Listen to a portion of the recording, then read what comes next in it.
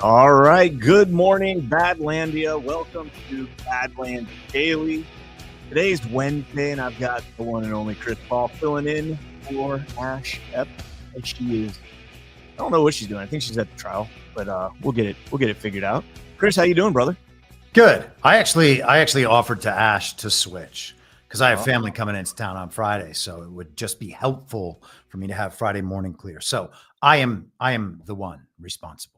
Oh, gotcha. Well, and I'm doing it next week too, just for everybody out there. So 2 Fridays in a row without me, 2 Wednesdays in a row with me.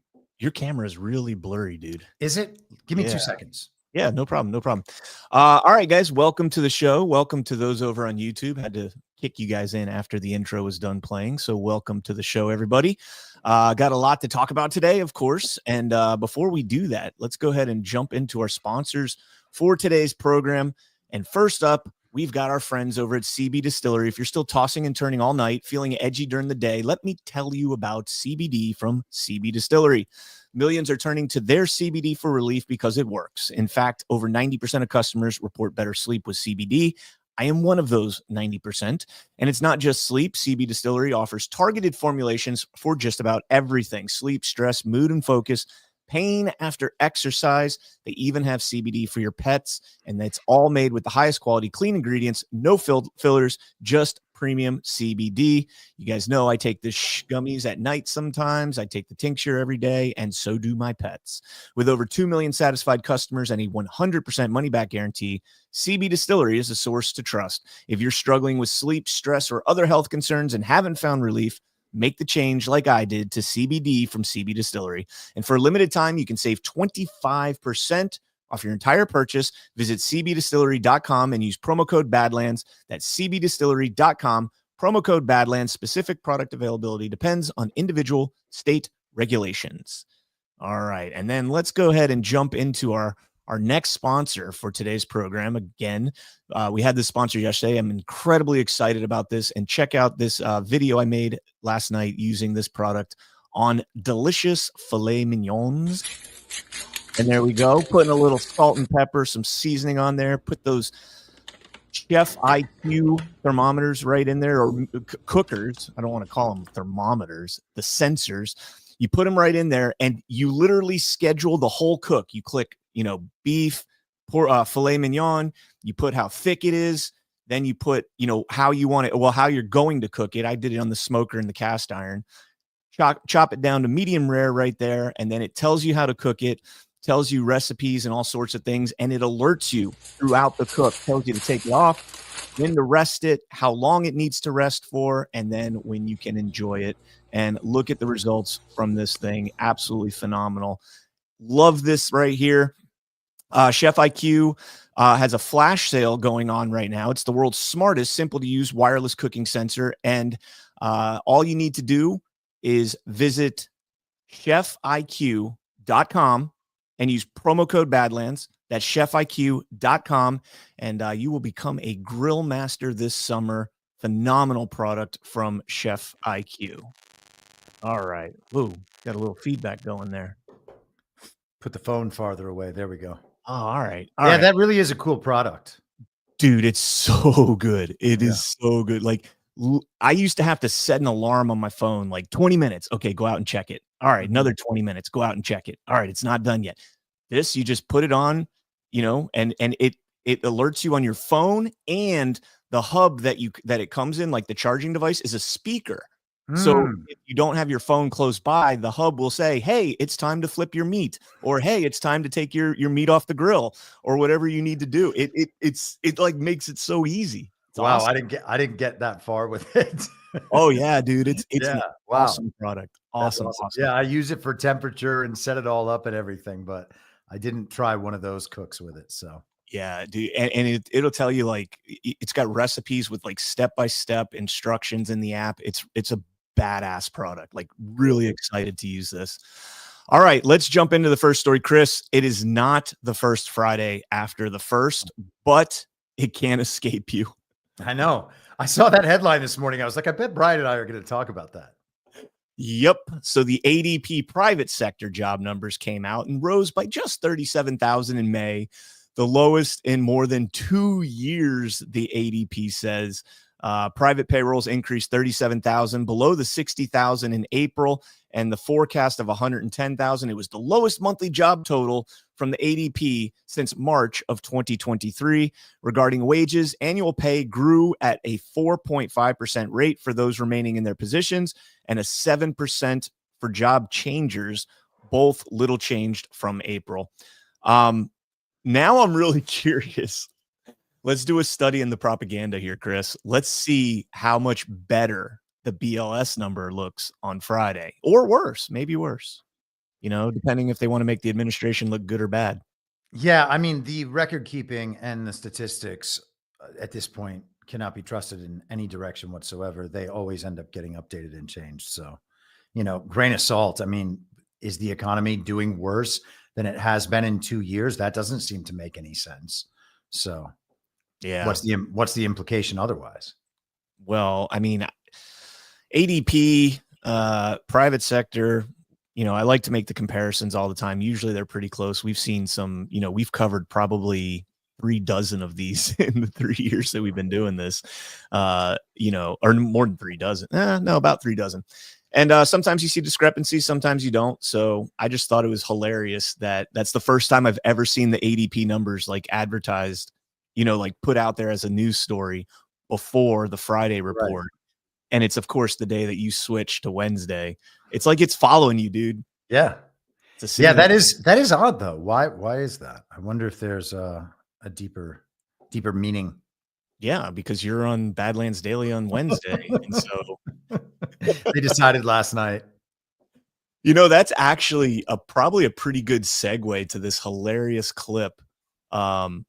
Speaking of the mainstream media there, did you see this clip of Rosie O'Donnell with Jim Acosta? She did this, like, I guess like a fireside chat kind of thing, whatever. I don't even know the level of retardation of all of this. But Rosie O'Donnell is going to go full blown conspiracy theorist against the media and elections in this clip. Check this out. Do you not know what the Declaration of Independence is? That's a good point.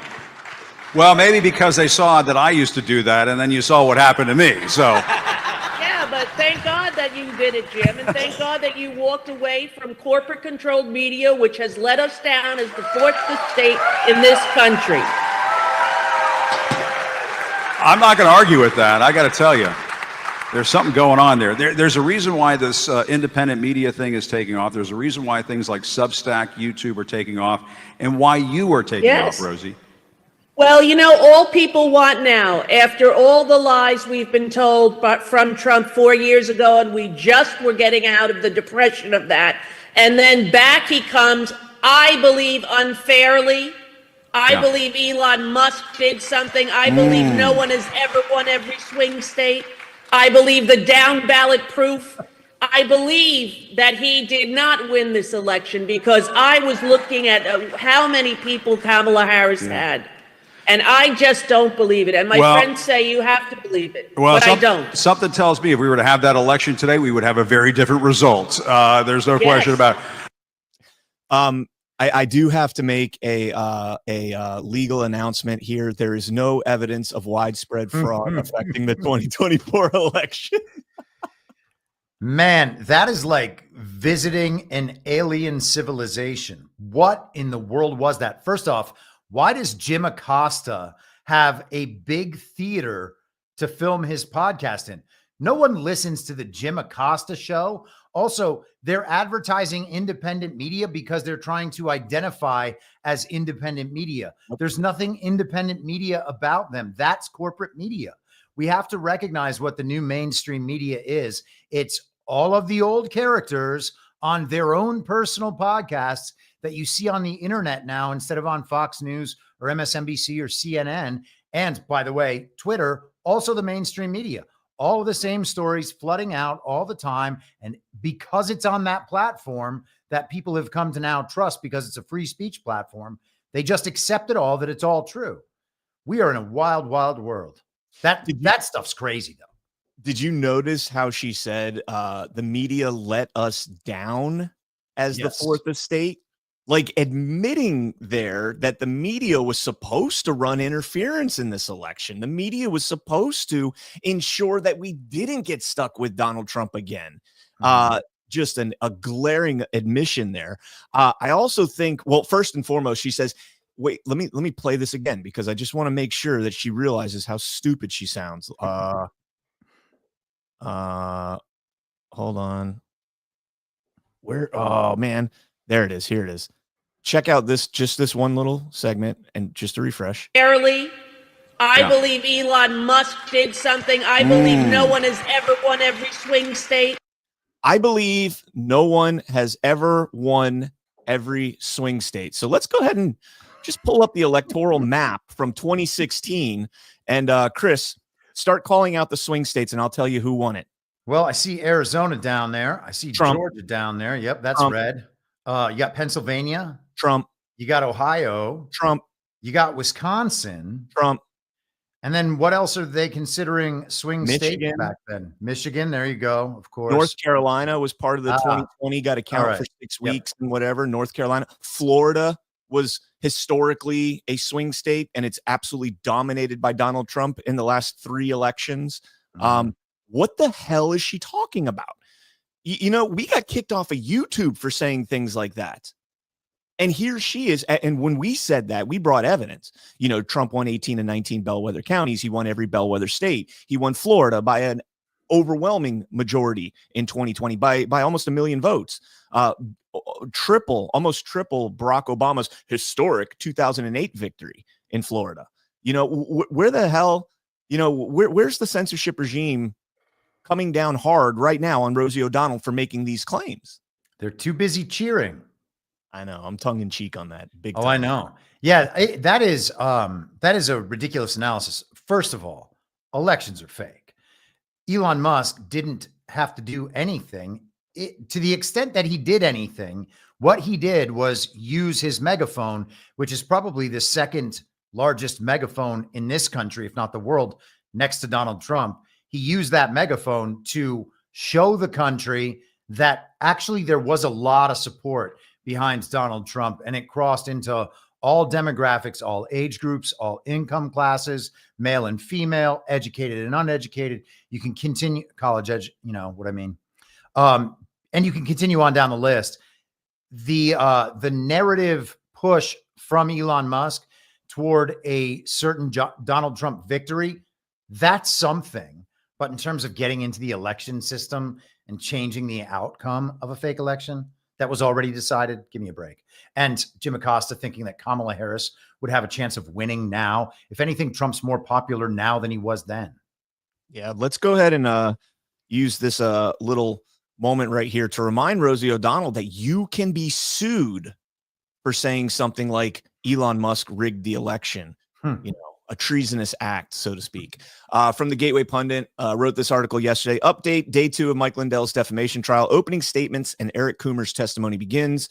There really wasn't a whole lot to update on this.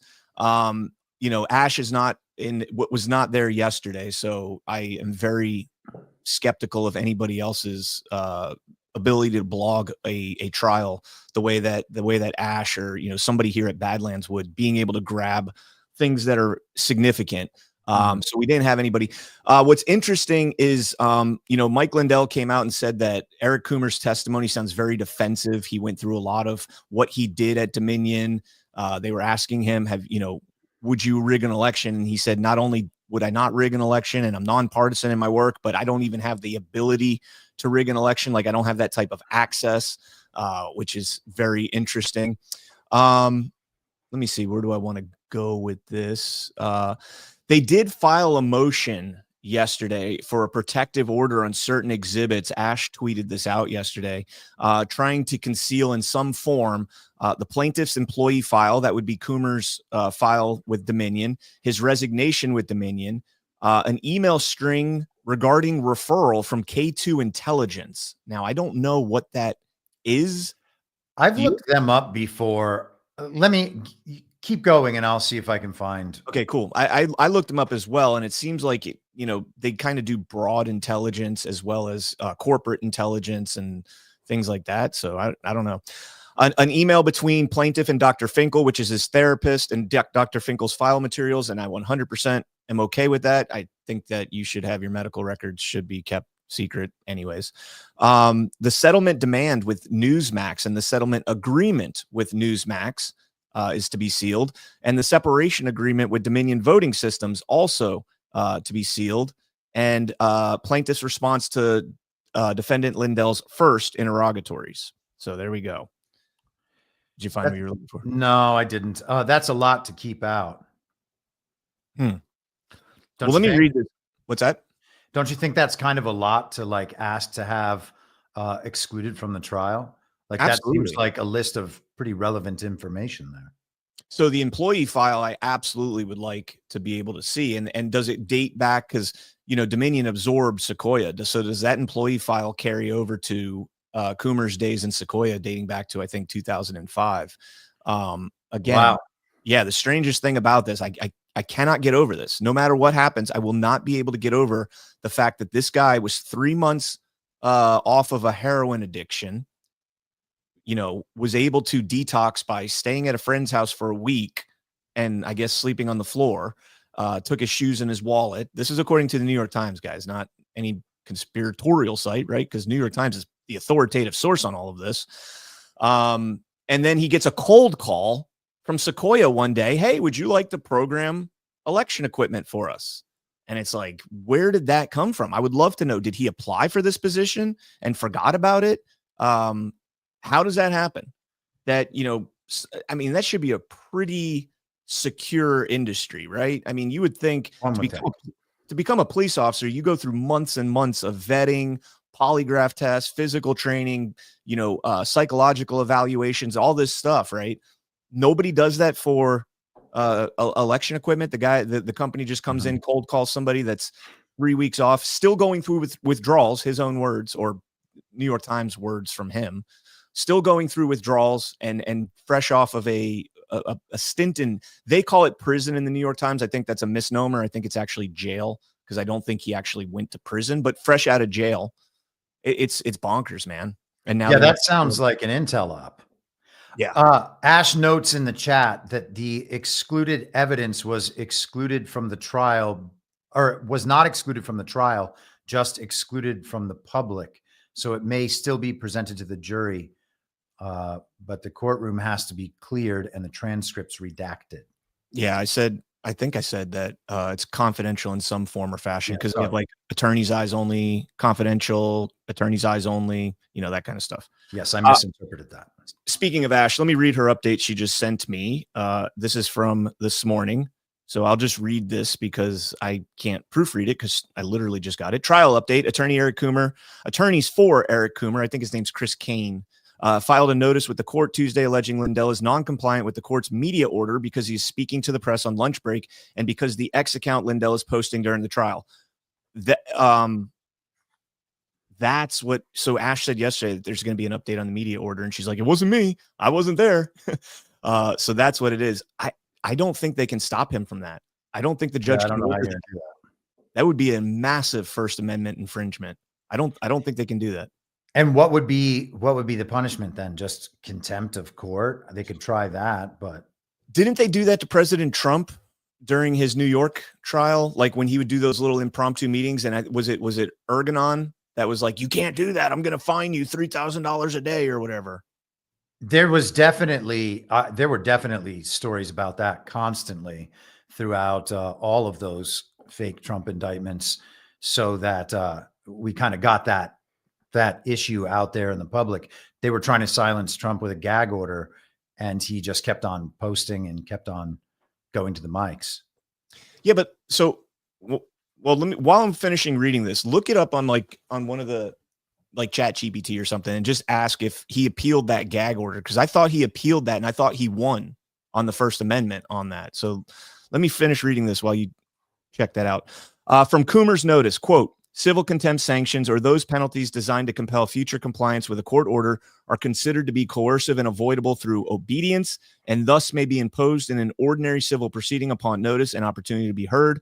Plaintiff hereby provides the court evidence of Mr. Lindell's ongoing disregard for this court's order, and potential poisoning of other witnesses, including Mr. Altman and jurors, civil contempt in the federal courts is a component of its inherent powers. The notice cites a private investigator hired by Coomer's team, ostensibly to track all of Lindell's activities during the trial. There are no updates from the court yet regarding any of the pending motions before her. Trial will resume at 9 a.m. today. All right. Yeah. So Trump appealed the gag order imposed by Juan Merchan, and there was a series of back and forths, and parts of the gag order were lifted in June of last year. And then eventually in September, the New York Court of Appeals dismissed Trump's appeal, concluding that no substantial constitutional question is directly involved. And I think that was the end of it. Interesting. Well, I mean, I think that's insane that you like I personally, I think it's dumb that you continue to talk while there's a trial going on, but that's his prerogative. He lives a different life than we do. If you had millions of dollars and a successful business, and the only thing that they could do to you is financial in terms of harm, you gaff it off and just like whatever. I'd rather be transparent in this. Yeah. I mean, in an ideal system, the system that we were supposed to have that was intended to be set up and trial by jury, what would ultimately matter is the court of public opinion and the view of your peers, not only as to innocence or guilt in a case or liability or not in a case, but also the legitimacy of the laws in question. And all of that would then be judged. Mike Lindell coming out and speaking to the court is him trying his own case in the court of public opinion. I don't know how in a free country we could be barred from doing exactly that. He has every right to go defend himself in the court of public opinion. And it is a shame that we don't see that as just a given. 100%. All right, so we'll update you guys on that trial as it continues. Follow Ashe at Ashe in America. She'll be on top of this. So will I. I think I'm going on Emerald Robinson this afternoon to talk about this as well. So I think around 2:30, 3 o'clock. All right, so moving on here. I do want to play this clip. I made this morning. I saw Simone Sanders on MSNBC. I just the level of retardation. Again, I can't say it enough. First you had Rosie O'Donnell. Now you have Simone Sanders. Check out this clip. To ask who's actually making the decisions. Who is actually running the country? Everybody wants to say Joe Biden wasn't running the country. I know for a fact he not only read his presidential daily brief, he was engaged in the meeting, he asked questions, and he gave directives. Donald Trump won't even bother to read the iPad. You went full retard, man. Never go full retard. I have to ask who's actually. I had to do a little editing there. Nice I thought work. that noise at the end, I don't know what that was. Is that the path they're going now? That Donald Trump is incompetent and not able to run the White House and needs to be 20? The man just did like a 10-minute impromptu press conference outside of Air Force One in the rain, late at night after a long trip to Pennsylvania, and they're still like, this man is not well. He's not competent. Oh my goodness. Well, you also got the argument she's making there is that Joe Biden reading and engaging with the presidential daily briefing is proof of Joe Biden's competence and his mental acuity, and that Donald Trump refusing to read this document of bullshit handed to him by the regime's intelligence community, that's somehow proof of Donald Trump not being up to the job. That's crazy. I mean, that's totally backwards reality. But to all of that audience, they're like, well, the presidential daily brief, that's super important. That's how the president knows how to protect our nation, because the intelligence community tells him all the really important stuff that's happening. God, yeah, right. It's so funny. This guy, Donald Trump, President Trump, in the first, 3 months that we're on now, has answered more questions exponentially than Joe Biden did his entire quote unquote presidency. I don't think it's even close. I mean, the first night, after inauguration night, when he was signing all those executive orders and he just sat there after all that he went through, how stressful that has to be, going through a transition, transition into the White House. Not, you know, you got to be clear with that. Going through the whole inauguration procedure, everything that goes on that day, swearing in, going to all the parties, and then he goes back to the Oval Office and he's signing all these executive orders. After all of that, he sits there and does like an impromptu 45-minute press conference and is just like, yeah, let's talk this out. It's unreal that anybody could think this man's incompetent. You want me to pull that up? Yeah, go ahead. This is maybe this is terrible. I don't know, but every time I see Simone Sanders like going off, I can only think of King Hippo from Mike Tyson's Punch Out. Just the mouth, man. Every time I see it. But also, I guess she has a show with Michael Steele now. They just launched it a few weeks ago. Did you see those ridiculous videos of them like dancing out of the studio and talking about how it was time to go get a drink and stuff? These people just are clowns. Well, hey, what's wrong with the it's time to go get a drink part? I mean, I feel like that's something we'd say here. Like, all right, but we don't pretend to be serious the rest of the time. And we're also speaking out our own thoughts rather than reading scripts written by regime propagandists. That's true. Fair enough. You know, what's funny is you brought up King Hippo, and name aside, it reminds me of Tyrus from Gutfeld. The wrestler, because he was a big time wrestler, and there's all sorts of shit going on with him right now. I don't know if you've seen any of that. No, he apparently he's like in shit with his wife, and like he put out this open letter about how he got too fat, and now he's working out and getting his life straight, and his wife is the best thing that's ever happened.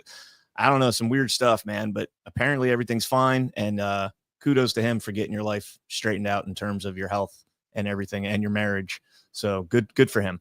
Yeah, and also, hey, everybody, stop watching mainstream media. Yeah. Well, I just happened to see, I don't watch. I'm not saying you, I'm just saying out there in the world, it's strange that these are important characters in our lives. Well, if you're going to watch mainstream media, I mean, Gutfeld's not too bad. At least Gutfeld's somewhat entertaining sometimes. I think I've watched it twice. I did watch the Una Panuna Banca steal from you. You saw that, right? Yes. Yeah. That was on the 5, but yeah.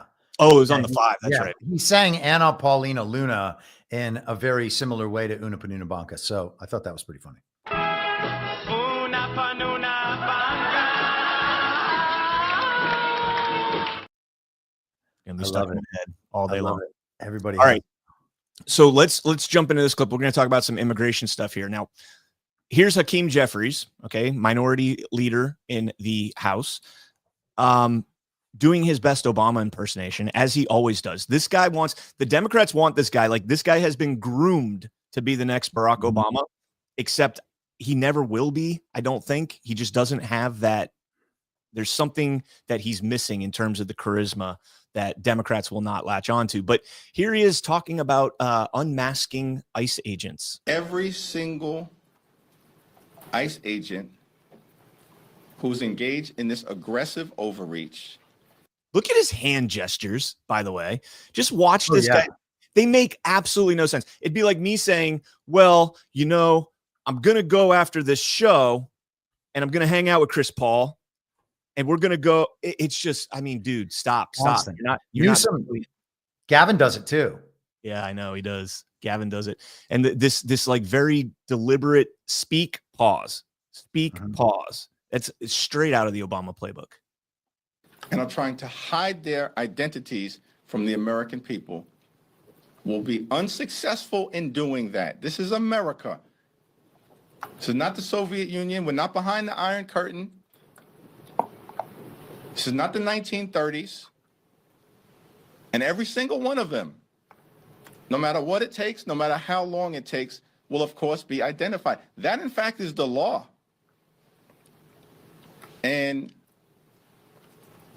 we're going to make sure that the American people have the transparency necessary to hold people accountable when they're folks who cross the line here in America. That's what's going to happen. And as I mentioned earlier, and I spoke to Congressman Nadler about this, our first priorities are always going to be making sure the person who was on the front line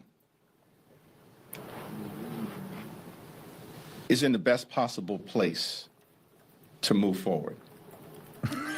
That's the case with LaMonica MacGyver, and it is also the case with Congressman Nadler's brave, young, patriotic staffer. And we've got to address those issues first. That's the human thing to do,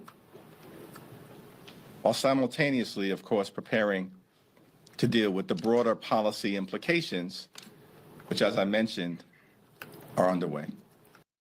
He's like a horrible mix of Barack Obama, Kamala Harris, and Gavin Newsom. He is like the worst mix of those three people. Yeah, and those three people are all awful. Awful.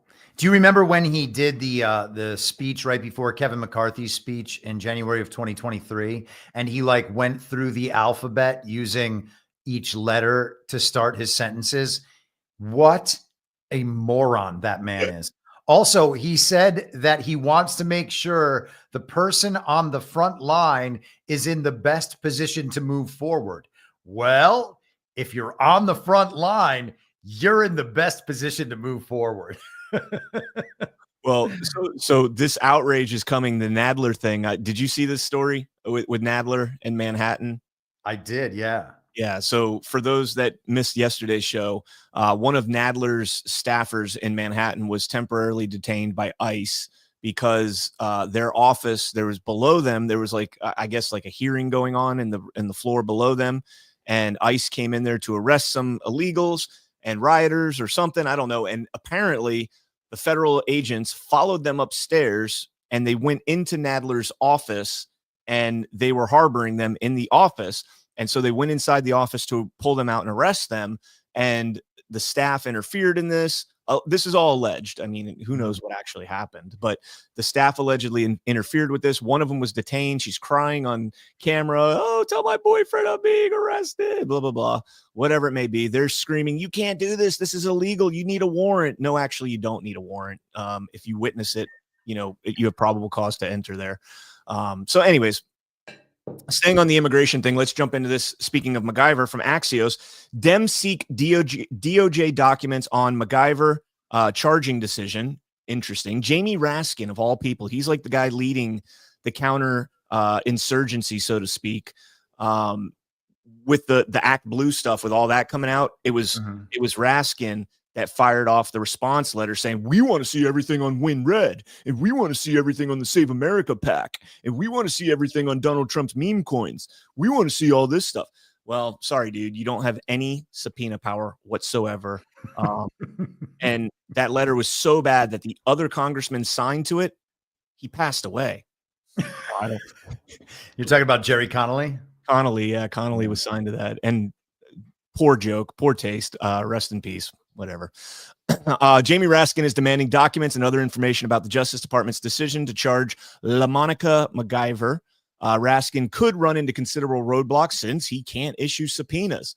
Raskin argued that the charges are, quote, in violation of longstanding policies designed to prevent exactly this type of politically motivated abuse of prosecutorial power. He pointed to reporting that the DOJ did not consult the public integrity section before filing the charges, a departure from rules around the prosecution of members of Congress and congressional staffers. And there's that public integrity section yet again. Been talking about this for a while, and we'll dive into that a little bit more in a second here. Another thing about that, Brian, you probably remember from all of the indictments, they were based on these white papers that were published by Norm Eisen at Brookings. And all of those reports that Norm Eisen compiled were based on media reports. And what we have right here, they just described this, the way Axios just described this. Their actions are based on reporting about how this violated a law. That is really crazy. Yeah. Wait till you see the public integrity section. This is the first time I've really, like beyond just like surface stuff, like read the description of what they do, rather than just what the media reports on what they do. And it's very interesting.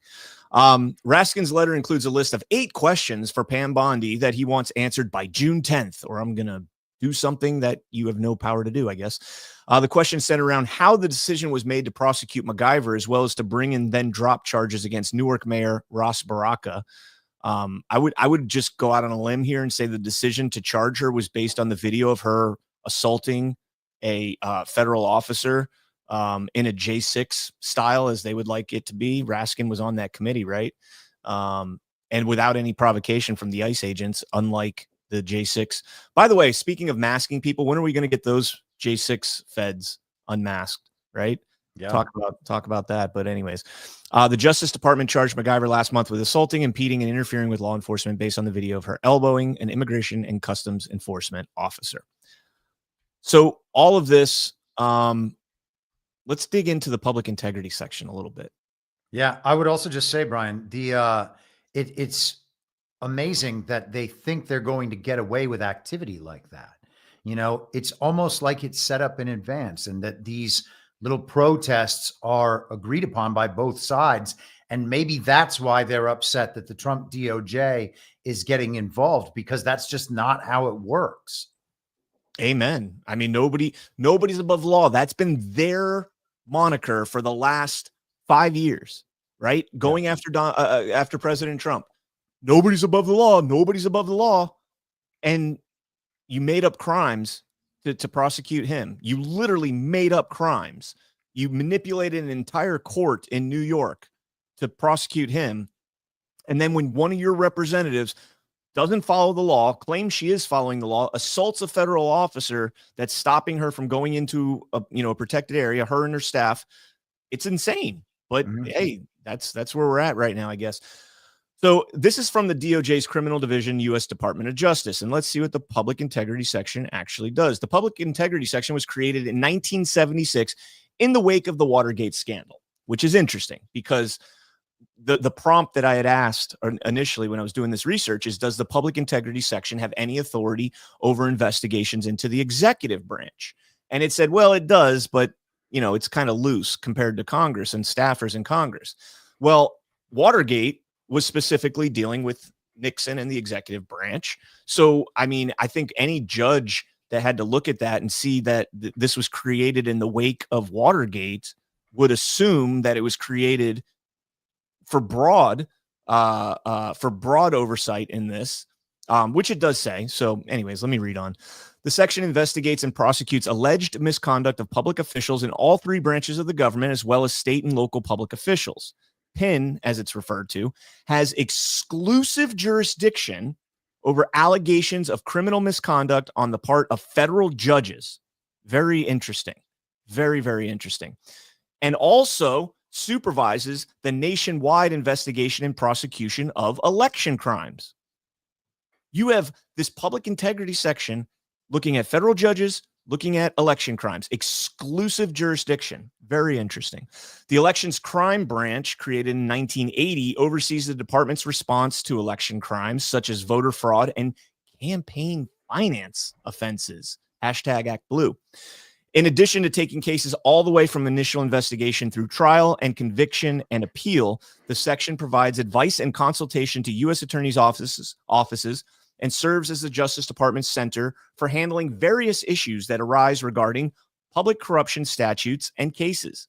Department policies require that the section is consulted on all investigations involving a member of Congress or a congressional staff member, and all federal criminal matters that focus on violation of federal or state campaign finance laws, federal patronage crimes, and corruption of the election process. This is a very important branch of the DOJ if you look at what's gone on over the last 8 years. Yeah, you'll also note the department policies are the standard that they're claiming must be obeyed regardless of the constitutionality.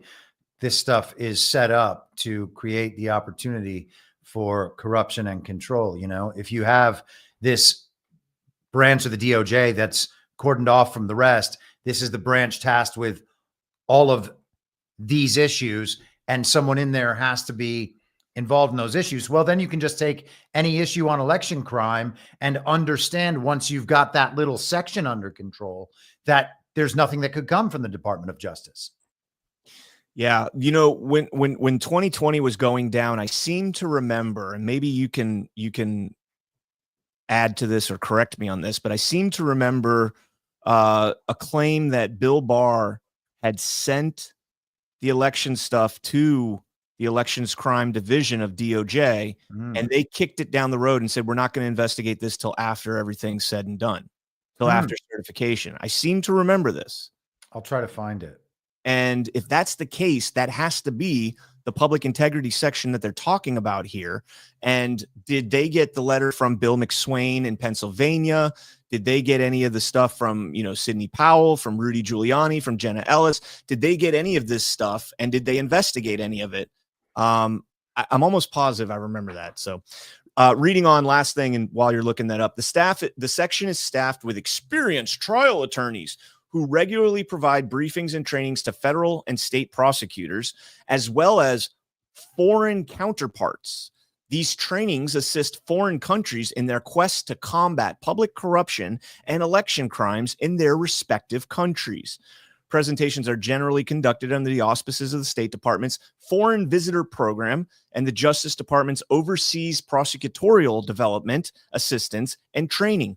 Why do we have a branch in the DOJ that goes overseas and tells other countries how to prosecute crimes? Can anybody explain that to me? Because it is a global regime and we are just the organizing hub. Yes. As for Bill, I found the Bill Barr stuff that you were looking for. Let me finish this real quick. Go ahead. One more sentence. Section experts made presentations to officials from Argentina, Belgium, Croatia, the Czech Republic, Germany, Iceland, Italy, Jamaica, Japan, Kenya, Mongolia, Myanmar, Poland, Romania, Serbia, South Africa, Sri Lanka, and the United Kingdom. To request a speaker from the section, please see the speaker request form. That's pretty impressive. So Barr did authorize the DOJ to investigate allegations of voter fraud, which involved the public integrity section. Barr issued a memo permitting federal prosecutors to pursue substantial allegations of voting irregularities before the election results were certified. That was on November 9th of 2020. The directive deviated from the DOJ's longstanding policy of avoiding overt investigative steps that could influence elections. In response, Richard Pilger, the director of the DOJ's election crimes branch within the public integrity section, resigned from his position, citing concerns over the change in policy. And I do remember that name from back then. It's like, I just have like this chest of useless knowledge in my mind. That was pretty good. Yeah, I remember all that now. But see, so the reason I bring that up is because, I mean, that's pretty relevant now that Pam Bondi is taking all of the authority. Well, not all of it, but a chunk of the authority and the approval process and all this stuff away from the public integrity section. You have Jamie Raskin coming out and pushing back against it, saying, well, they didn't authorize the investigation in MacGyver. Well, that should be, proof in the pudding, right? You have this video of MacGyver assaulting federal agents and nothing's supposed to happen to her. Mm-hmm. Like you're allowed to do that because you're a member of Congress. Okay. It's incredible that we have all of these stories exposing all of these parts of the corruption within the government, these levels of the deep state. Man, I'm blown away by the idea that just this little pod in the DOJ could have full purview over these issues. And if they don't choose to prosecute, then the attorney general doesn't. And it's covered with the idea that these are properly delegated authorities. But the ultimate authority has to be at the top of the chain, and they make sure that it isn't. It's like, when we went through the Fulton County election stuff last year, how the board was trying to change policies.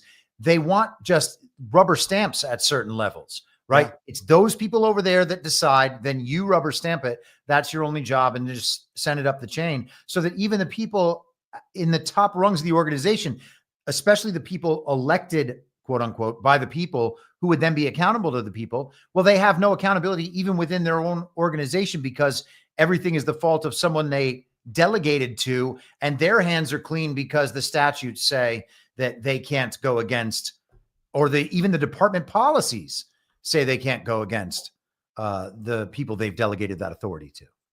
It's fascinating, man. Like all the stuff that found out, like, even as much as, we keep our, thumb on the pulse of all this stuff, even then, I mean, I had no idea what the public integrity section was until probably a month and a half ago when Ed Martin started talking about it, when Pam Bondi started talking about it. I mean, I would see it. Like I knew the story of Barr, in 2020 and what took place then. And I understood the elections crimes division of the DOJ. Didn't pay any attention to the fact it's under the public integrity section and the fact that they, are the ones that have the yes or no, the final check in whether or not to investigate members of Congress, their staff, presidents, federal judges. Like, that's insane that you consolidate all that power into one bureaucratic institution in the public integrity section. That is insane to me. And so if when you bring up these judges and stuff that, have conflicted interests and, side hustles and everything else, and you never get any prosecutions on them, it all ties back to the DOJ's public integrity section. So, I feel like we're going to be hearing that a lot more.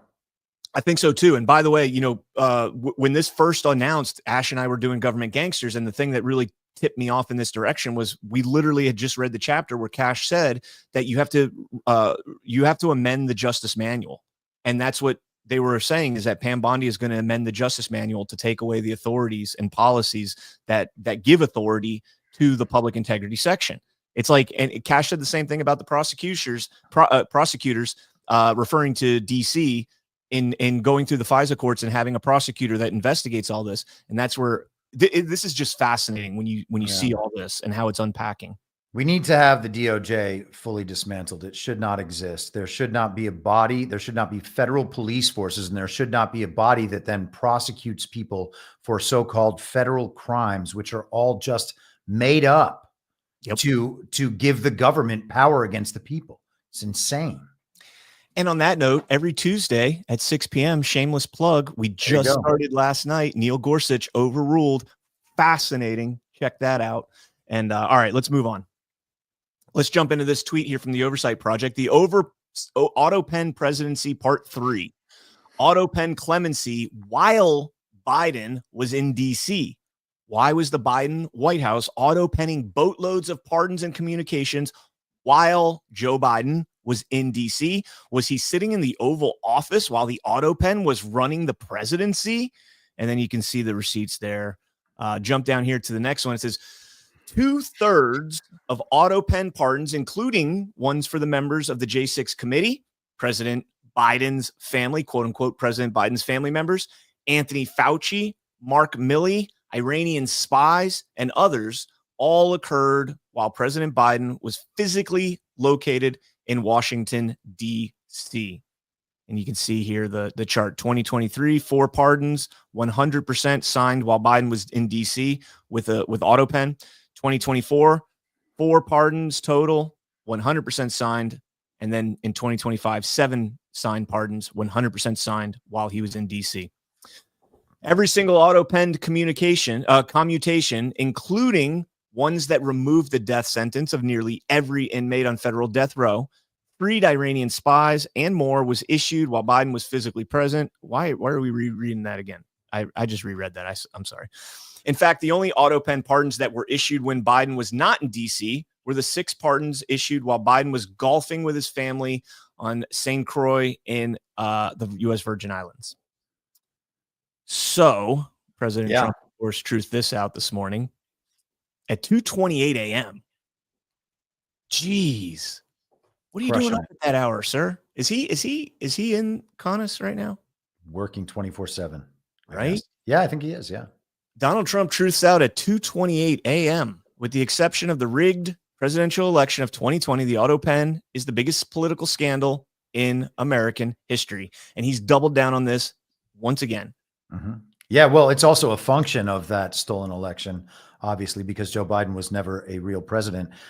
It's funny that the auto pen qualifies as a robotic engineered, soulless, mindless entity, as described in the post that Trump reposted on Saturday night about, so you got potentially clones and doubles as Biden, but you also have robotic engineered, soulless, mindless entities. And I think the auto pen would fall under that category. So with all of this going on, and I've kind of said that maybe perhaps we're seeing the auto pen scandal first to delegitimize the things related to the auto pen, so that when the 2020 expose comes, it's going to completely and totally delegitimize Joe Biden's entire quote unquote presidency. What's really funny about this is a lot of this, like a metric shit ton of this, revolves around Ed Martin. You think about it, he's a pardon attorney now, so we're going to see him dealing with the clemency. He was going to be the DC U.S. attorney. He's on the weaponization committee, so he's going to deal with a lot of the lawfare and everything that took place after the election, as well as what went on during it. And he was an election official, so he has an understanding of how elections are supposed to be run. He led the state election or the county election board, I think, in Missouri, in St. Louis. So he's got experience in that. I think it's really interesting what's going on right now with all this. Yeah.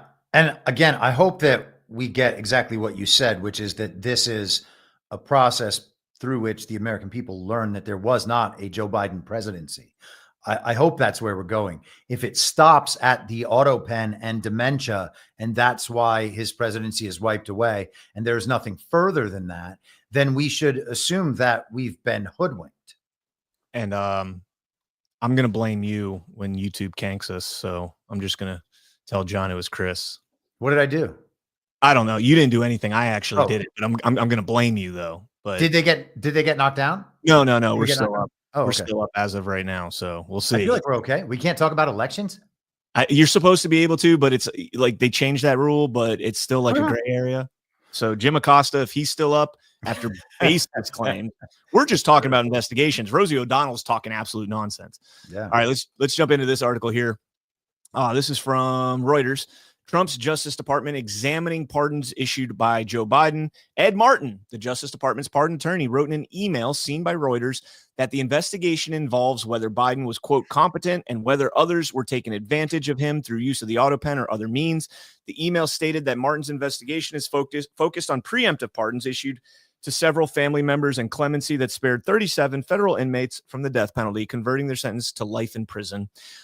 Before he relinquished the quote unquote presidency, Biden pardoned 5 members of his family on January 20th. On December 1st, he pardoned Hunter Biden. Martin's emails did not specify which pardons of Biden family members were being investigated and who directed Martin to launch that investigation. And then I just love the fact that Reuters invokes the Constitution, saying the U.S. Constitution gives the president broad power to issue pardons to wipe away federal criminal convictions or commutations to modify sentences. But it has to be the quote-unquote president that does that. Yeah. And even if we are to assume that Joe Biden was a legitimate president, which he was not, he would have to do it. And he didn't, clearly. That's, the oversight project showing that he was there. He was in D.C. It's not like he was overseas and he gave permission. He could have signed these documents. Isn't it, Brian, remember right at the beginning of the fake and illegitimate Biden administration when we had the issues about his signature looking different than it had always looked before? Yep. It was right from the very beginning, just staring us in the face. And now we're getting the bookend on that narrative. Let me see if I can find it, because I remember Gateway Pundit was reporting on this like right off the rip. They're like, yo, he's taking out the R. The J has a loop instead of a straight line. Yeah, that's been something since the very beginning that's been covered. Yeah, I think it was like day one when he was doing his day one executive orders. Let me see if I can find it. Hold on. I just did a search on it, and I know we covered it. There it is right there. Whoa. No, that's not it. Never mind. I don't know. I'll give it 2 more seconds. I know people are like, why are you doing this? I don't know. I can't find it, but I know that Gateway was reporting on it early on. So we got a very kind of cryptic post from Ed Martin, by the way. Have you heard of a Brady violation? It's when a prosecutor hides evidence from a defendant. It's the worst kind of bullying, and it's the opposite of American justice, not due process. Biden's DOJ was Brady bullying the American people every damn day. No one is above the law. This was tweeted yesterday at 8:03 p.m. Did the unselect J6 committee of Liz Cheney and Speaker Pelosi ask any questions about Brady disclosures? Did they ask about due process and prosecutors using power over defendants? No, they did not. Why? Bullies don't protect, bullies hurt, and bullies hide the truth. No one is above the law. Very interesting. And I will also point out that Ed Martin retweeted his own post on this. He posted it and pinned it yesterday. Then he reposted this. Then this was the original post, and he reposted this. I mean, he's really trying to get this Brady message out there.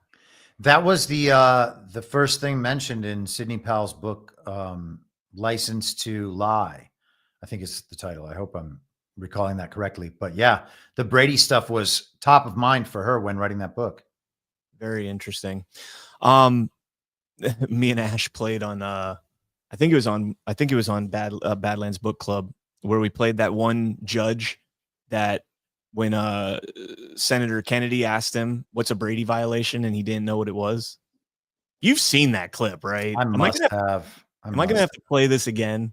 You're welcome to. I mean, I love to be amazed by the corruption and incompetence. Oh man, now I'm gonna have to play it again. I should actually clip this and post this to Ed Martin's there you go X page and be like, why are you surprised by this? Here it is. I got it. That's a good post. You should do that. So this is a Biden appointed judge, March of 2023. All right, check this out. Okay. Thank you, Judge. Tell me how you analyze a Brady motion. How I analyze a Brady motion? Yes. Senator, in my 4.5 years on the bench, don't believe I've had the occasion to address a Brady motion in my career. Do you know what a Brady motion is? Senator, in my time on the bench, I've not had occasion to address that, and so it's not coming to mind at the moment what a Brady motion is. Do you recall the U.S. Supreme Court case, Brady v. Maryland? I do recall the name of the case, Senator, yes. And what did it hold?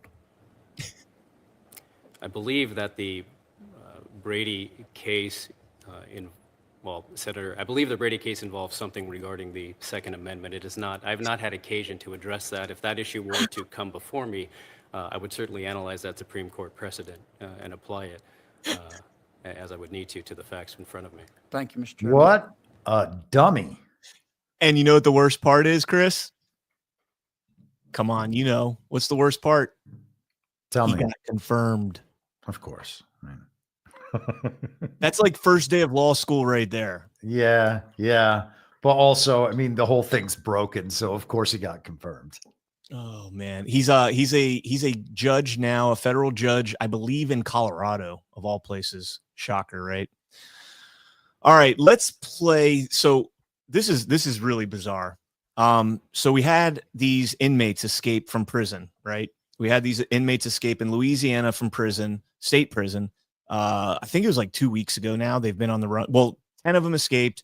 8 of them have been caught. 2 of them are still at large. And this is one of them. His name's Antoine Massey. Now, I'm going to play this video. And it's kind of hard to hear, but I'll try and summarize it if you guys can't hear. Let me know in the chat if you guys are reading this, Lima Charlie. Massey, I'm one of the ones that was let out of the GC. What I want to talk about today as far as why I was in Orleans Parish Jail. All type of stuff going on and they covering it up. They don't care about nothing in the state of Louisiana. This is something that needs to go under a federal investigation. What's going on? How they handling cases? Why Antoine Massey was in jail if the woman, the victim, the wrong woman, not a child, the wrong woman stated that he never raped her. He never beat her. He was nowhere in her presence. This is the affidavits on the date right here. This is the drop form from the district attorney office. This woman went did this. I didn't do this. Look, it's legally dated. So I'm asking, please, for help. Young boy, Meat Mills, people, LBL, you know what I'm saying? People that been through the system that know it's corrupt. Lil Wayne, Donald Trump, please, I'm asking for help. You know what I'm saying? When I get back in custody, I'm asking y'all please to come and help. You feel what I'm saying? I'm asking the world I'm letting y'all know I'm not a raper, man. I'm not none of that. None of that. I'm a good person. I am a father that want to be in my children's life. You know what I'm saying? I want to let the younger youth know that going down the route of trying to be a street person is not the route. All right. So I know that was a little difficult to hear. So the guy, first off, is saying that he was let out of OJC. He wasn't actually like they didn't escape. They were let out, basically. I don't know what that means. But then he goes on to say that, you know, it's horrible what they're doing to them in there. It's a state prison. They need a federal investigation into what they're doing. And this is why I think it's interesting that that comes out.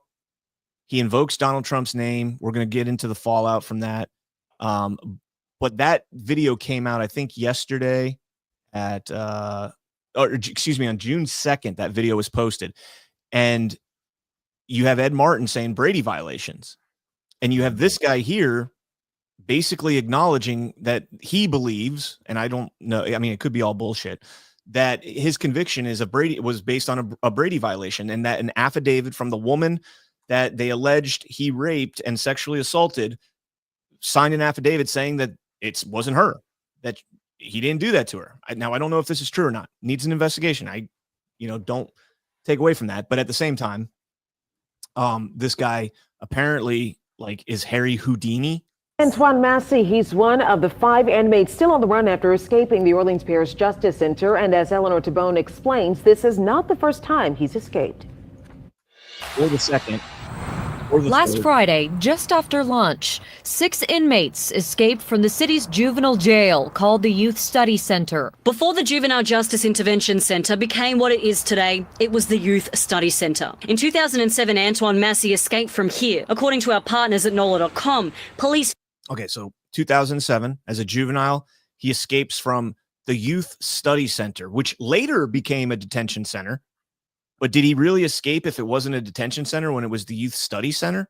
So that's interesting. I don't know if this is a media spin since he's out now and he's shining light on this Brady violation that he is alleging. I don't know, but found Antoine Massey on the Interstate 10 service road in eastern New Orleans. At the time, Massey was being held on armed robbery and aggravated assault charges. The bottom line is that every child that's detained in that facility poses a great and grave risk to public safety, and that's the reason they're detained there. NOLA.com reported at the time the juveniles took advantage of a broken lock to get into a room that contained metal shackles, then used the heavy objects to break a window and escape. Fast forward to 2019. He escaped from Morehouse Detention Center. All right, so he escapes again. I want to go down to the picture that they're alleging is his jail cell. And that's what they're alleging he escaped out of. I mean, so he ripped that out of the wall, and behind that there was a window, and he crawled through those bars and escaped. He's a pretty big guy, man. I don't think he's crawling through those bars. I mean, I guess maybe he broke the bars out and pushed one out, and then I don't know, man. This thing's weird. But I will say this. They're taking shots at President Trump over it, and it's hilarious. MSNBC, what a New Orleans jail escapee asking for Trump's help says about the president. Oh, man. Massey's bold strategy to record a video of himself likely increases the chances that he will soon be caught, but his decision to ask Trump shows just how strongly Trump has become associated with taking up the cause of people who've been accused or convicted of crimes. At any other time, an escapee suspected of violent felonies asking the president of the United States to do him a solid would be chalked up as crazy. But if you set aside the fact that Massey has been accused of state crimes and not federal ones, his asking this president for help isn't all that surprising. Trump is a felon himself, and he spent much of his term showing love to his people. I don't know if his people means like MAGA or if he's saying that his fellow felons. I think that's what the writer means. Did you participate in a violent insurrection on January 6th? Trump swung open the doors to your cell. Did you get a Capitol police officer Did you get killed by a Capitol police officer while trying to break into a lobby of the House of Representatives chamber? Trump agrees that the United States government owes your family $5 million. Were you found guilty of plotting to kidnap the governor of Michigan? Do you stand accused of drugging an inmate partner and forcing her to participate in a marathon session you call freak-offs with sex workers? The president hasn't closed the door on the idea of pardoning you. Who is the writer of that article?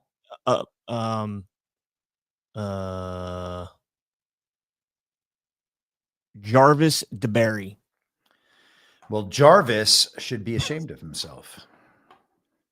I mean, that's embarrassing right there. Like, this guy makes a plea and you like, that's where we've gone in terms of, you know, kind of the shift, right? I'm looking at what that guy's saying and I'm like, take it with a grain of salt, but that might be something worth looking into.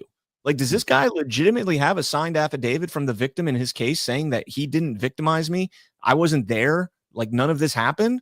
Don't think that this doesn't happen in our you know, in our prison system and in our judicial system.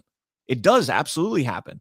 That's one of the things I've learned over the last 4 years interviewing, you know, probably hundreds of J6ers who not just tell the story of themselves as J6ers and how they were, you know, for misdemeanors put in medium and high level security prisons, which are usually reserved for, you know, vicious, violent crimes like rape and murder. And you have misdemeanors being put in there. But kind of the fallout from that, Chris, is that you hear a lot of the stories that these guys are told by people that they're serving time with. And, you know, some of these people, you know, there's a lot broken with our prison system, our judicial system. I think we all know about the judicial for sure. There's a lot broken in the prison system. And I'm be very skeptical of what that guy's claiming. But at the same time, let's look into it, man. And MSNBC's like, no, let's just attack Trump over it. Yeah, I mean, I guess that he's going to go viral with that video, or already has. And so he's a rapper. Is that the thing? No, I mean, I don't think he's a rapper. He's calling on rappers to try and spread his message. It's got 4 million views on this post here. Fear Buck. I don't know who that is. Feared Buck. I don't know. Got a million followers, but the point is I'm not ready to write somebody off. And that's kind of the flip that we've seen in the media. Is the media, you know, should under Biden, they'd be like, hey, this is an innocent black father that, you know, is wrongly accused of a crime and he was let out of prison. Like, this smacks with their playbook over the last, you know, however many years, decades. And they just completely turn on this guy and they're like, well, but Donald Trump pardoned all these people. And because he asked Donald Trump, this guy's a bad guy. And Donald Trump's trying to, you know, enable this guy. So retarded, man. Yeah. All right. Spent way too much time on this. Speaking of the mainstream media, before we move into the courts, I want to play this clip of Caroline Leavitt's absolute brilliant takedown of Washington Post. And on my very first briefing several months ago, I said I would hold anyone accountable in this room. The Washington Post actually had this headline: the mysterious drop in fentanyl seizures on the U.S.-Mexico border. How is this mysterious? There is no mystery about why there is a decrease in fentanyl coming into the United States. This administration's strong border policies are the reason there has been a decrease in fentanyl trafficking. His strengthened relationship with Mexican President Sheinbaum and all of the measures he has been taking to deter illegal human and drug trafficking at our United States southern border is the reason for plummeting fentanyl seizures at the U.S. border. There is nothing mysterious about that, and we'd like to see the Washington Post update their headline accordingly. This is clearly trying to intentionally manipulate the minds of the Americans, and I think the American people understand why there's been a fentanyl drop. And our office responded to this inquiry. We provided a whole host of the reasons that fentanyl seizures at the southern border have dropped, and the Washington Post refused to run them. And amen. Oh, that's despicable. Yes, that is despicable. Had to get that last little clip in there. And people in the mainstream, I'm waiting on this to happen. I don't think it's happened yet, but they're going to say, look at the White House using their authority to manipulate the media into publishing the headlines and holding them, you know, forcing them to change their headlines to fit their narrative, et cetera, et cetera. Leavitt did it in public right there. You remember when, was his name Ian Sams, the counsel for the White House? Remember the letters that came out from him about how he wanted the media to cover Joe Biden's press conferences and Joe Biden's pardons and like everything Joe Biden. I can't remember the specifics of what the letter was, but it was like, this is how we want you to cover this. If you could say favorable things about Joe Biden doing this or Joe Biden doing that, that was all behind closed doors. We never would have known about that if it wasn't for, I think it was Judicial Watch that FOIA'd those letters. It might be oversight. I don't remember. But either way, that was behind closed doors. Caroline Leavitt's calling them out in public. Washington Post, balls in your court. You can either change that headline or leave it up, but nobody thinks it's mysterious why there's a fentanyl drop at the southern border. It's because the southern border's closed, you morons. Okay. That's all. I mean, whatever. Let's go over to another bonehead organization here. Politico, judge orders Trump admin to maintain gender-affirming care for transgender inmates. A federal judge ordered Trump admin to continue providing gender-affirming care to hundreds. It's actually 1,000. Oh, no, it is hundreds. 1,000 total. Transgender prison inmates, ruling that an abrupt decision to curtail the medical care was not based on reasoned analysis.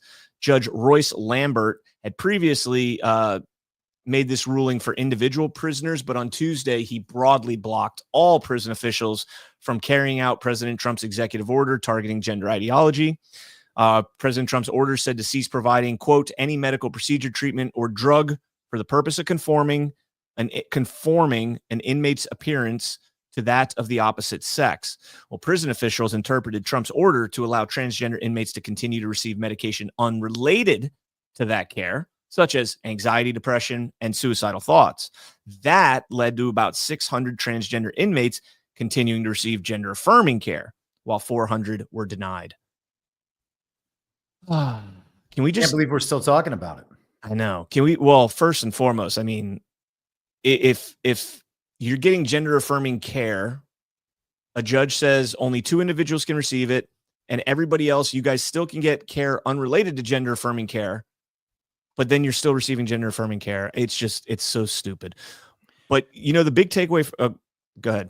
No, we have the Supreme Court weighing in on transgender for minors in a few weeks. So I think that we're going to start moving in that direction, but just another judge stopping the Trump administration from implementing policy that the American people want overwhelmingly is just another level of the corruption and infiltration. It's just not that government structure is not our government. I agree. My takeaway from that is we have 1,000 transgender inmates in prison. Yeah. That is above. So I just did quick numbers on this. There's approximately 155,000 people in federal prison, and it's about 0.5% of the population identifies as transgender. So out of the population, or excuse me, out of the prison population, 0.5% would be about 750 people. So they're well over the, prescribed number. So, or not prescribed, but the estimated number in a per capita form. That would tell me that there might be some sort of a problem with transgender individuals going to prison or getting out of the manly prison that they're in to go to the womanly prison and, be the rooster in the hen house. Yeah, exactly. Yeah, that'll incentivize the change. All right, one more story from Politico here on the judges. Judge dismisses California's lawsuit over Trump tariff, citing jurisdiction issues. Basically, this judge here, Jacqueline Scott Corley, dismissed the case outright, rather than saying that it had to go to the International Court of Trades in New York. So she said, you're in the wrong jurisdiction. And rather than transferring it, she just outright dismissed it, which Trump's attorneys had requested that it would be transferred. Now, the funny thing is here, it says by doing so, the judge granted the state's request to leave a path open for California to appeal the ruling to the U.S. Ninth Circuit Court of Appeals. So I thought that was pretty interesting. Rather than transfer it to the International Trade Court in New York, which we just learned about last week, she instead outright dismissed it, allowing them to kind of keep it in California, go to the very liberal Ninth Circuit, which just made a ruling on didn't they make a magazine? No. What was it that I played that clip of the judge with all the guns in his chamber? Gosh, I don't remember the case, but that was quite a clip. I think it was magazine capacity on handguns. And he's a Ninth Circuit judge, and he obviously dissented on that decision. But anyways, this is just a judge that's using lawfare and to her, benefit instead of transferring it as was requested and logical. As she says, you're out of your jurisdiction. She just dismissed it so that the Ninth Circuit can overrule her and say, yeah, we're going to carry on with this case, and we're going to give Gavin Newsom the victory that he needs to stop the Trump tariff tax on the American people. All right. Let's see. Got a couple more stories before we get into some overseas stuff. Elon Musk put this out. I don't know if you saw this. I'm sorry, I just can't stand it anymore. This massive, outrageous, pork-filled congressional spending bill is a disgusting abomination. Shame on those who voted for it. You know you did wrong. You know it. So you got it. Now you've got like polar opposites between President Trump and Elon, although I don't know how polar it is. I still don't believe Trump is all in on this bill. I don't know, man. I don't know if he is or not, but I do know that if the project is exposing the corruption of Congress, their ability to continue with deficit spending, then it's working along those lines. I think Stephen Miller's right and Rand Paul and Thomas Massie are wrong when they talk about the adding to the deficit that will happen as a result, assuming that like the expiring tax cuts actually expire and go away, and then they have to be quote unquote paid for again. I mean, there shouldn't be any federal income taxes. So all of this needs to be junked. But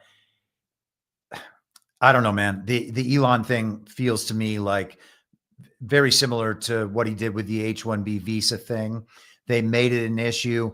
Everybody came out on that side of the issue, and the kind of subject got hashed out in public. And I think that that's the best thing that can happen in terms of finding some consensus on policy. And in terms of the exposure of people who are really not on board the Trump agenda, these little ops do a great job of that. Do you think Trump read the whole bill? I mean, do you think he knows every little detail that's in there? Well, I certainly doubt it. I would suspect that the White House gave some budget requests to the Congress that then they incorporated their own interests along with that. I mean, I'm the guy who doesn't think that Congress is legitimate, has no business passing any legislation whatsoever, and cannot and should not spend the American people's money. So I don't care about any of that at all. I don't care about what the result is. I don't care. I just want to see the corruption exposed and the people to come to the understanding that it's untenable to believe that this problem can be fixed within the system. I think you're right. This is one of those things where I'm just kind of sitting back. I'm watching, I do have an opinion, and I tend to lean more towards Elon on this, that these bills are outrageous. I'm a single line guy from 2023 and on January 5th with Matt Gaetz. I'm 100% on board with that. But at the same time, Trump's passion for this bill is intriguing. And so I don't know where to go with this, but my gut and my heart say Elon's right on this, and it should be DOA, but we'll see. Right? I don't know, man. I have no problem if the big, beautiful bill doesn't pass, by the way. Yeah. And and Stephen Miller, who's the best at arguing this stuff, and we can defer to him, but it's worth mentioning that he keeps selling this on the shutting down of the border. This is the money that we need to be able to shut down the border, while at the same time, we're constantly being told that the border's been shut down. Yeah. Trump has said the invasion is over. He said it multiple times on Truth Social. The fentanyl's not coming in, as we just went over. The numbers of illegal aliens coming in are very low. Trump talks about those. I mean, that's a fact set that doesn't work alongside. We need the big, beautiful bill to be passed so that we can shut down the border. Well, now we've got, let me see if I could get this over here. I know you saw this too. The border's not, the border's shut down, but now we got to worry about suicide vests. Oh gosh. Did you see this? This lady is so. I know. This is I'm echoing. To the people, the thing was, is we kept hearing about him, but Al-Qaeda made a strategic error. And in early November, they took these vests and showed them off in a few terrorist camps in Afghanistan. And that's when it became real, because, okay, these vests are real. They're showing them off. They're saying the terrorists that they're for, the U.S. plot. And so when that happened, that's then when we at least started telling the public, right? We obviously had told CIA about it. We got no response. We gave the details on the vests to FBI and asked them to disseminate them to TSA, the air marshals, and the airlines, and they didn't do that. So that's then when we started talking about it publicly to at least get other people engaged to hopefully on the ground levels start doing things. Even when I was in the airport, I want to say 3 months ago, I was actually pulled aside by a TSA employee, and he said, "We're a big fan of you. Keep talking, because you're the only one that's going to force our leadership to help deal with these vests." I mean, think about Things that did not happen for 500, Alex. TSA pulled Sarah Adams aside and said, "Thank you for speaking out for us." What? One of the guys must have seen her on the Sean Ryan show or something. Yeah, that's an embarrassing display. And Liz Wheeler, it should be remembered. There you go. I'm on top of it, brother. Nice work. I mean, these people, man, they are deceiving the American public. And all the people on the screen there, are those people all downstream from TPUSA? Or is it only Liz Wheeler? Is it only DC Drano? I mean, why does anybody trust these people? That is narrative seeding for a false flag event, so that everyone in public will look back from a few months earlier and say, "Oh, these people, they were trying to warn us. These are the people we have to trust." It's crap. Let me see. I'm seeing if Chaya, whatever her name is affiliated. Not officially associated. Yeah. However, there is a I don't know what connection. officially means. There is a connection in the sense that TPUSA users and followers may discuss her content. Okay, that's no big deal. I wonder if she's ever spoken at one of their events. Oh, I'm sure she has. Come on now. Yeah. Come on now. You know the answer to that. All right. So I just thought that was fascinating. I wasn't sure if I was going to play that or not, but you brought something up that segued into it. So, all right, let's jump into this story here from the U.S. Attorney's Office in Eastern District of Michigan. Chinese nationals charged with conspiracy and smuggling a dangerous biological pathogen into the U.S. for their work at a University of Michigan laboratory. Yongqing Li Jian and Zunyang Liu, citizens of the People's Republic of China, were charged with a criminal complaint with conspiracy, smuggling goods into the U.S., and false statements and visa fraud. The FBI arrested the two in connection with allegations that Jian's and Liu's smuggling of into America a fungus called Fusarium graminearum, which scientific literature classifies as a potential agroterrorism weapon. The noxious fungus causes head blight, a disease of wheat, barley, maize, and rice. Maize? Isn't that corn? Corn, yeah. And is responsible for billions of dollars in economic losses worldwide each year. The toxins can cause vomiting, liver damage, and reproductive defects in humans and livestock. So it's basically just GMO, Monsanto stuff, it sounds like. Jian received Chinese government funding for her work on this pathogen in China. Jian's electronics contain information describing her membership in and loyalty to the Chinese Communist Party. Jian's boyfriend works at a Chinese university where he conducts research on the same pathogen, and that he first lied but then admitted to smuggling the Fusarium graminearum into America through the Detroit Metropolitan Airport so that he could conduct research on it at the laboratory at the University of Michigan, where his girlfriend, Jian, worked. So good job. I've heard this plot already. It's called The Last of Us.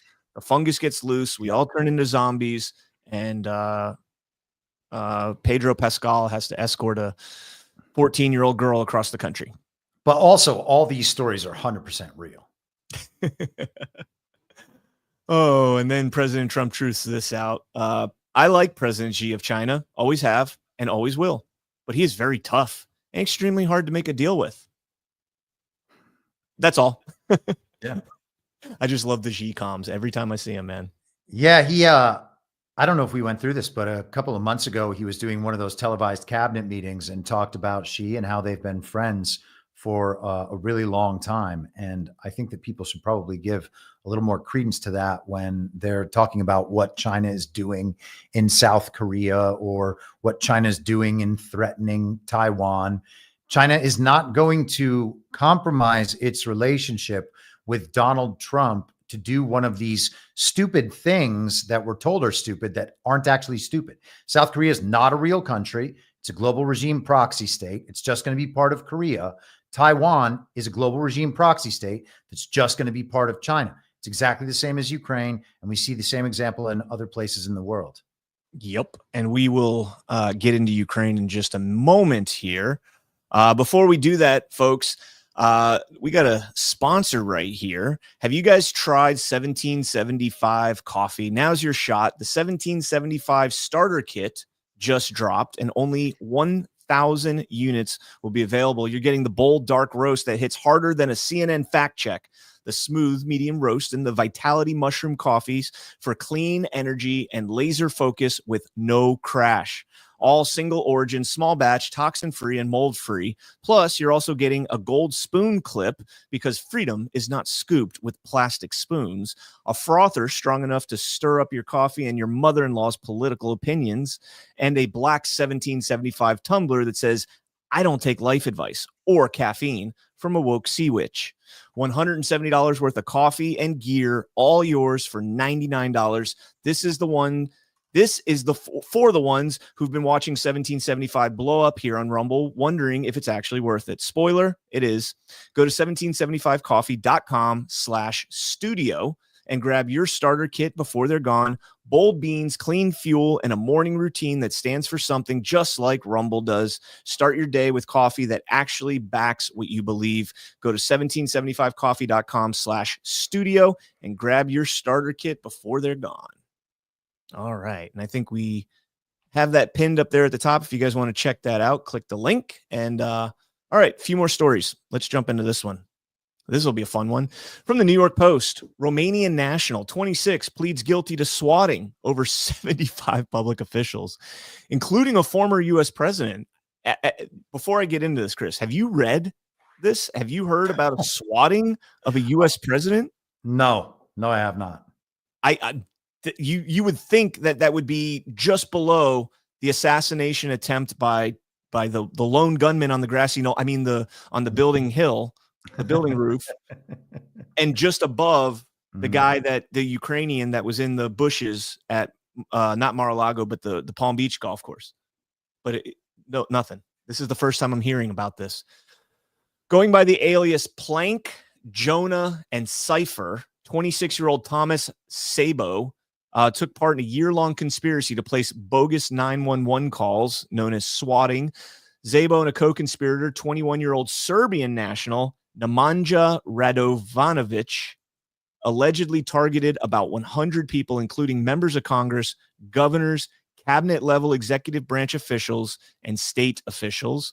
One of their alleged victims is identified as, quote, a former elected official from the executive branch who was swatted on January 9th when Radovanovic falsely reported a murder at the home of the former president or vice president, who is not named in the indictment, and threatened to blow up the person's residence. Pause. I don't know where they come off saying that it's a former president or vice president. The quote from the allegation is a former elected official from the executive branch. Well, we have a ton of elected officials, former elected officials in the executive branch right now. Marco Rubio, he was elected once upon a time. That's fair. Yeah, that's fair. Like, you would think that a president, former president, being swatted or even an attempt to swat them would be pretty big news. But anyways, victims were selected by Szabo, who directed Radovanovic to place emergency calls targeting both Republicans and Democrats. The duo's last swatting call listed in the indictment was placed by Radovanovic on January 9th, which reported a homicide at the home of a state governor. So that's the same day, January 9th, 2024, right? Yeah, swatted on January 9th, 2024. That would be a year before President Trump was even reelected. Interesting. And then it says a state governor. Anyways, Sabo, who was extradited from Romania last November, pleaded guilty to 1 count of conspiracy and 1 count of making bomb threats. So a Serbian and a Romanian walk into a bar and Barack Obama gets swatted, I guess. I don't know who they're referring to as former president, but I'll go out on that limb and say it's maybe Obama. I'm just, well, that's interesting. I'm hung up on the idea that there was a homicide at the home of a state governor. Did we hear about that? They said that there was a reported homicide. That was the swatting.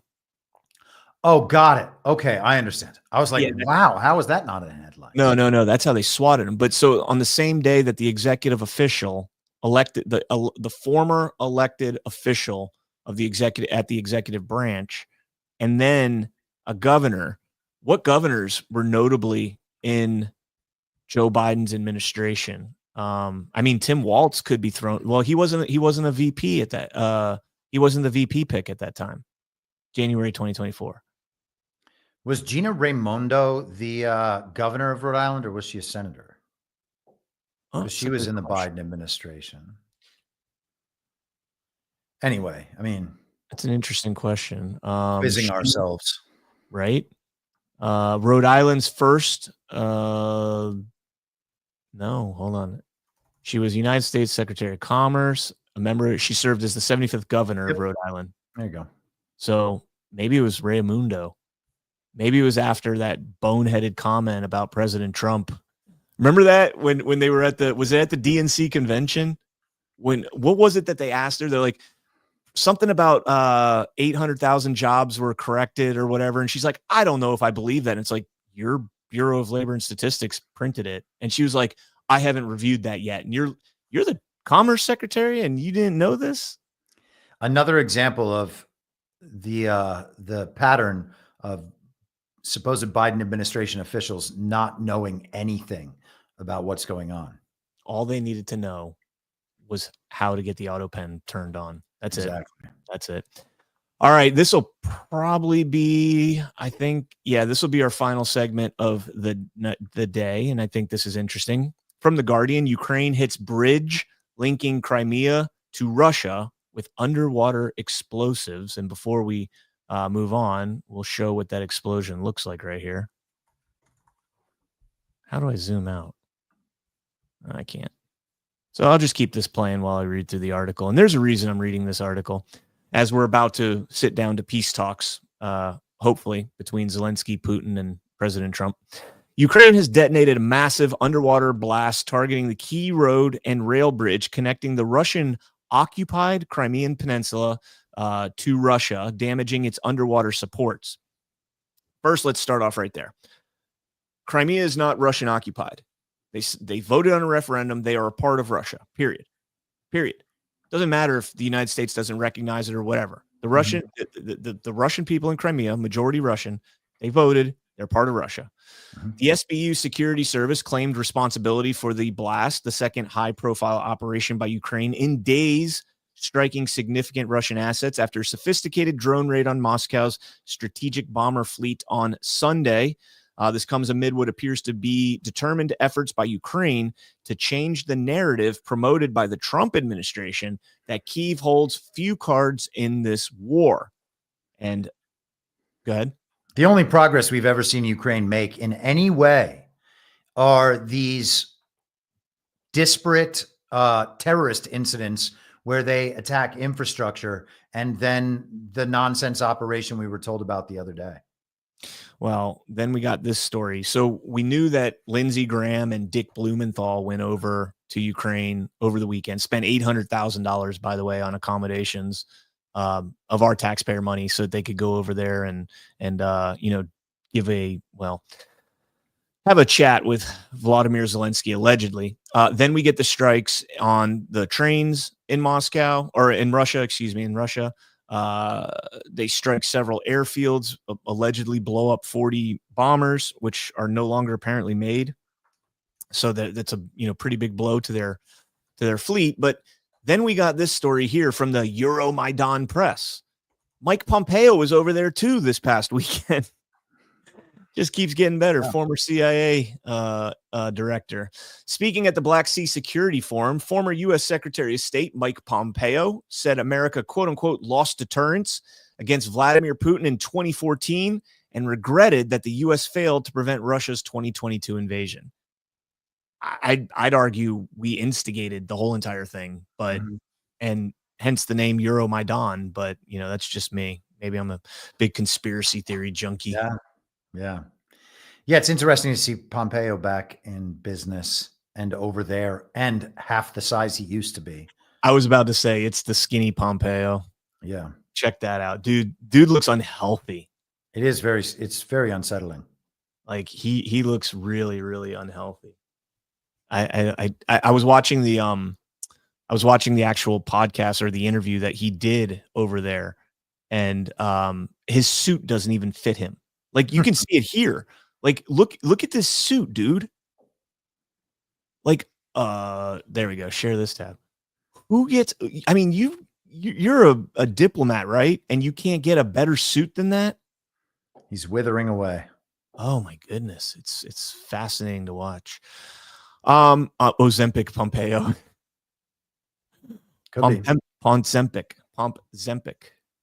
Ozempeo. That's what we should call him. Ozempeo. All right. Let's jump into some Rumble rants here. I know we got a few here. PJ Corrigan, just cause it's Chris Paul hump day. No Glenn Greenwald. Yous guys are the best. Thank you, PJ Corrigan. Walker 75, the obnoxious hand gestures remind me of so many others like Kamala and Nancy Pelosi. 100%. Kamala all the way. Pelosi, not so much. I think Pelosi's hand gestures are. And that was me doing a drinking motion. C. Meadows, I sent a link to Canncon on X to a June 1st Mint article where AI was blackmailing creators to prevent being replaced. Let us know what you think after you take a look. You know, that is awesome that everybody now is talking about AI and simulation theory and all this other stuff. I freaking love it because I was called a doomer and I still am a little doomy on it, but I'm more aligned with you guys a little bit on it, but little bit.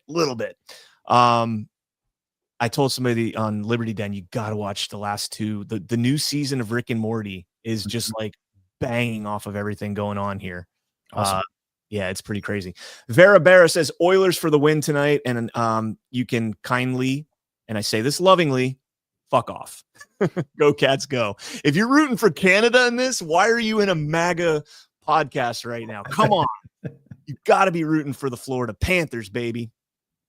So one last thing, and I don't know if you guys saw only lands last night, but John made this announcement, and I'll say the same thing on Daily. We lost a member of our community yesterday. Our accountant Kimberly passed away. I don't even think we know why yet, but Kimberly was always at the GARTs. And she was just an absolute blast to be around. Every GART I've played golf with her and her husband and John sometimes when he doesn't want to get beat too bad. But just absolutely an incredible woman. I have no idea what happened. So just please keep Kimberly and Pat and their son in your prayers, guys. I'm at a loss for this one, dude. That lady was so nice, man. Yeah, indeed. Gone too soon. Yeah. All right, guys. Real Miss Bright says, please pray for Kimberly. I was thinking maybe we'd get, I don't know. All right, guys. Thank you all so much for tuning in. Please hit that thumbs up on your way out. Today's Wednesday, so you got DPH tonight. No, that's Burning Bright on DPH tonight. That's right. Actually, later this afternoon, I am going to be streaming this if we want to pop it up on the screen. I'm interviewing a man named Konstantin von Hofmeister. He is the author of a book called Multipolarity. It's kind of blurry, but maybe you can see it there. The foreword for the book was done by Alexander Dugin. So we're going to talk all things multipolarity and probably get into some philosophy and some futurism. And some other things at 3 p.m. Eastern on Badlands and on my channel on Rumble and YouTube that you can find at I'm Your Moderator. All right. Badass. I will definitely check that out. All right, guys. Well, thank you all so much for tuning in, and we will see you tomorrow morning. Thank you so much for joining us, and don't forget to hit the thumbs up on this video. And a special thank you to all of our advertising partners. Please remember to shift your dollars to support those businesses that support Badlands Media.